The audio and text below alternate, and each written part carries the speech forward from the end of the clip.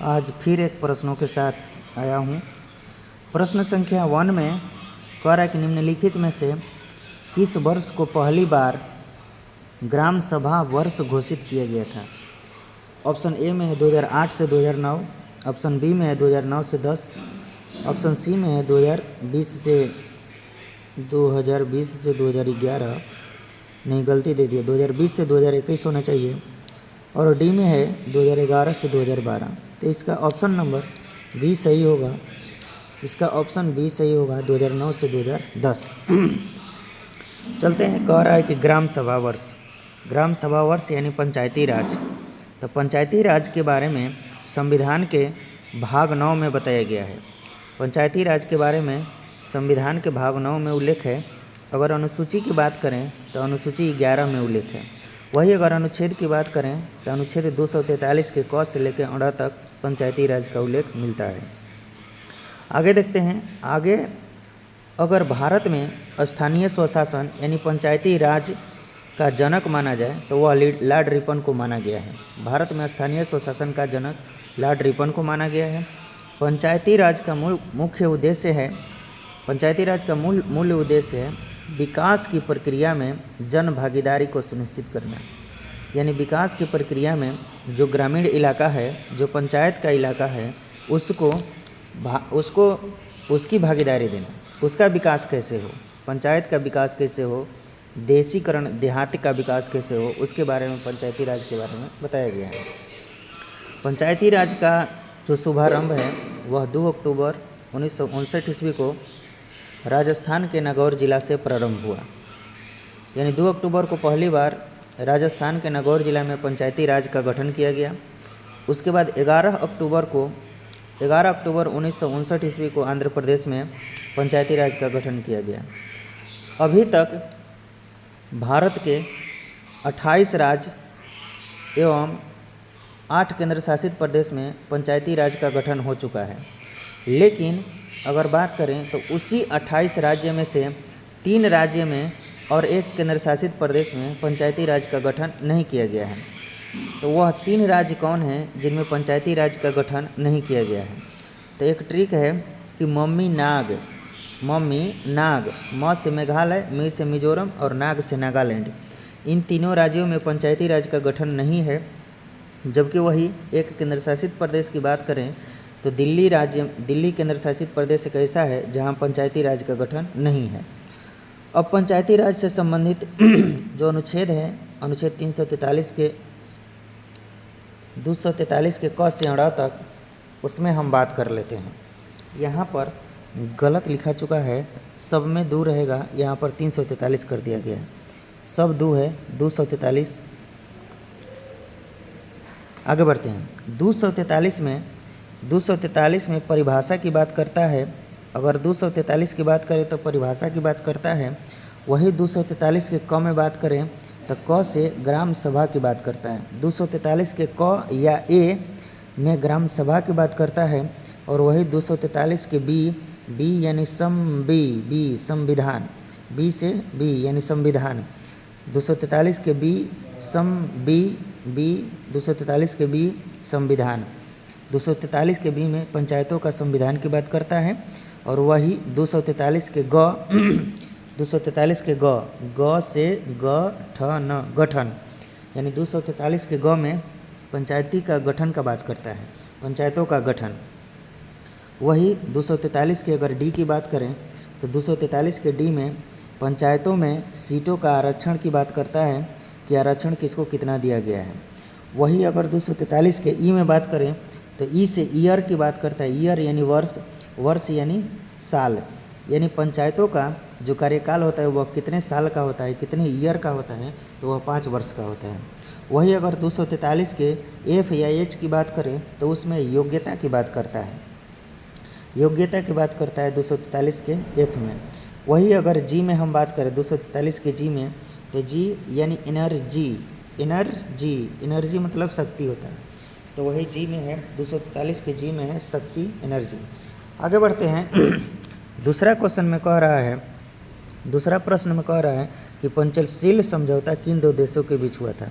तो पंचशील समझौता हुआ था यह पंचशील समझौता च से चीन और भारत, यानी पंचशील समझौता जो हुआ था वह भारत और चीन के बीच हुआ था। पंचशील समझौता भारत और चीन के बीच में हुआ था, पंचशील समझौता।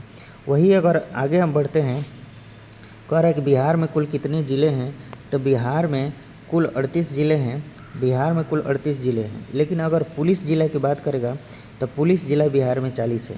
बिहार में पुलिस ज़िलों की संख्या 40 है और बिहार में खाली कुल ज़िलों की संख्या की बात करेगा तो कुल ज़िला 38 है। आगे बढ़ते हैं, आगे कह रहा है कि बिहार की यात्रा करने वाला ब्रिटिश यात्री कौन था, तो बिहार की यात्रा करने वाला ऑप्शन ए में है रल्फ फिच और ऑप्शन बी में है सर टॉमस रो, और वही ऑप्शन सी में है पीटर मुंडी और डी में है इनमें से कोई नहीं।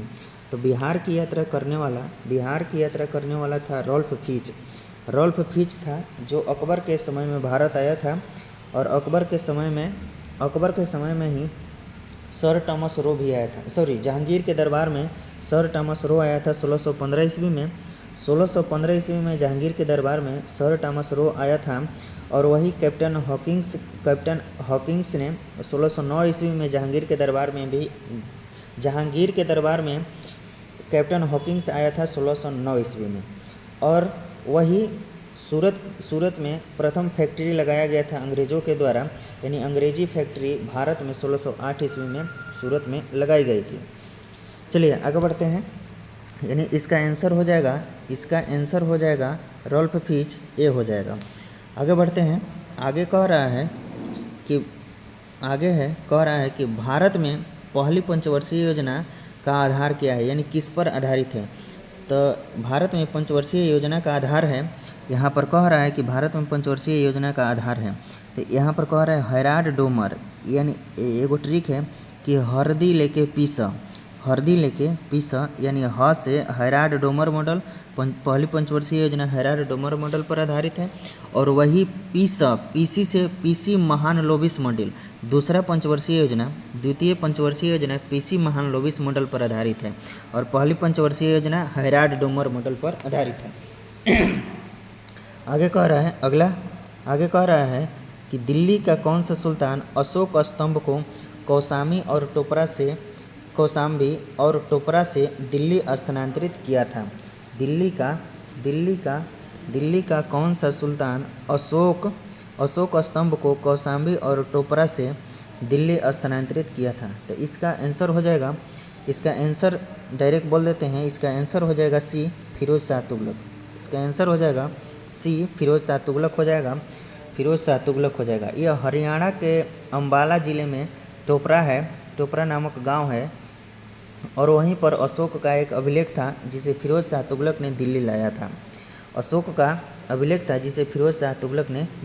था।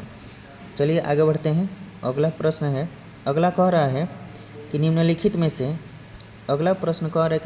घटनाओं को काल क्रमानुसार व्यवस्थित कीजिए और नीचे दिए गए कोड का प्रयोग करते हुए सही का उत्तर चयन कीजिए। अच्छा ठीक है, इसका मतलब है, कह रहा है अमृतसर की घटना घटित हुई थी 1919 ईस्वी में, और चंपारण सत्याग्रह हुआ था 1917 ईस्वी में। चौरा चौरी की घटना हुई थी 1922 ईस्वी में हुई थी, 5 फरवरी 1922 को, और मोपला विद्रोह हुआ था 1921 ईस्वी को। यानी पहले चंपारण सत्याग्रह 1917, अमृतसर की घटना 1919, और मोपला विद्रोह 1921, और चौरी चौरा की घटना 1922। चंपारण सत्याग्रह 1917, अमृतसर 1919, मोपला विद्रोह 1921, चौरा चौरी 1922। यानी 1917 पहले आएगा, 1919 बाद में आएगा, यानी सी और ए हो गया। फिर उसके बाद 1921 और 22, CADB, ये नहीं होगा, CADB, सी होगा। इसका आंसर सी होगा, CADB, इसका आंसर सी होगा। आगे बढ़ते हैं, आगे कह रहा है कि जैन धर्म श्वेतांबर एवं दिगंबर संप्रदायों में कब विभाजित हुआ, किसके शासनकाल में विभाजित हुआ। कह रहा है कि चंद्रगुप्त मौर्य के समय में, या अशोक के समय में, या कनिष्क के समय में, या उपयुक्त में से किसी के समय में नहीं। तो जैन धर्म जो श्वेतांबर और दिगंबर में विभाजित हुआ था, वह विभाजित हुआ चंद्रगुप्त मौर्य के समय में। जैन धर्म जो श्वेतांबर और दिगंबर में विभाजित हुआ था वह हुआ था चंद्रगुप्त मौर्य के समय में। तो आगे बढ़ते हैं और चंद्रगुप्त मौर्य के समय में आगे बढ़ते हैं। अब अगला प्रश्न है, कह रहा है कि प्रसिद्ध रेशम मार्ग पर किस वंश के शासकों का अधिकार था। रेशम मार्ग पर किस वंश के शासकों का अधिकार था। तो रेशम मार्ग पर कुषाण वंश के शासकों का अधिकार था। रेशम की जन्मभूमि चीन को कही जाती है। रेशम की जन्मभूमि चीन को कही जाती है। तो इसीलिए रेशम मार्ग पर किस वंश के शासकों का अधिकार था। तो वह अधिकार था कुषाण वंश के शासकों का। तो यहाँ पर ऑप्शन सी में है कुषाण वंश, और कुषाण वंश के शासकों का अधिकार था, यह सही होगा। आगे कह रहा है कि संविधान के निम्नलिखित संशोधनों में किसके अंतर्गत भारत में महिलाओं के लिए ग्राम पंचायतों में 1/3 स्थान आरक्षित किया गया था। यानी महिलाओं के आरक्षण की बात कर रहा है। तो महिलाओं के आरक्षण की बात कर रहा है संविधान के पंचायती राज में। तो पंचायती राज में जो आरक्षण है यानी पंचायत का जो संशोधन हुआ था वह 73वां संविधान संशोधन में हुआ था। तो 73वां संविधान संशोधन में, और 73वां संविधान संशोधन के अभी हम पढ़े हैं कि 243 के घ में सीटों के आरक्षण की बात करता है। यानी 243 के घ में वही आरक्षण की बात करता है जो महिलाओं के आरक्षण है 1/3, 1/3 महिलाओं के आरक्षण है। तो इसका आंसर हो जाएगा सी। आगे बढ़ते हैं। अगला प्रश्न है, कह रहा है कि देवनागरी लिपि का सही क्रम क्या है। तो देवनागरी लिपि का सही क्रम पहला ऑप्शन में है, कह रहा है कि गुप्त लिपि, ब्राह्मी लिपि, देवनागरी लिपि और नगरी लिपि।